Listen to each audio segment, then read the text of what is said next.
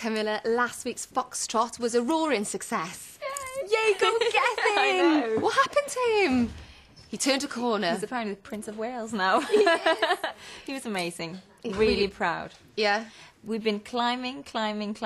Now, fingers crossed, we could just climb that little bit more and he could get top scores. That's my wish. He's on his way, I think. Yeah. This week, Viennese waltz.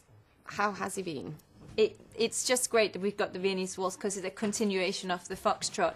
So he's got the hold perfect and he's picking up the steps.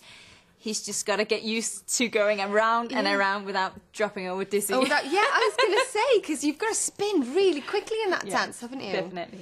Now, his main contender, possibly Matt, do we think? And he's also doing the Viennese waltz. Yes, so it'll be interesting to compare it the will. two. Yeah. Who do you think will come out on top? Well, I've got my fingers crossed for Gethin. I would just love for him because all the girls have had sort of 9s and 10s and it would just be amazing just 1 week to have the top score. Yes, please. So everyone needs to get think, voting. I think if we could have really good scores 1 week, it would just give him so much confidence to carry on that great journey he started.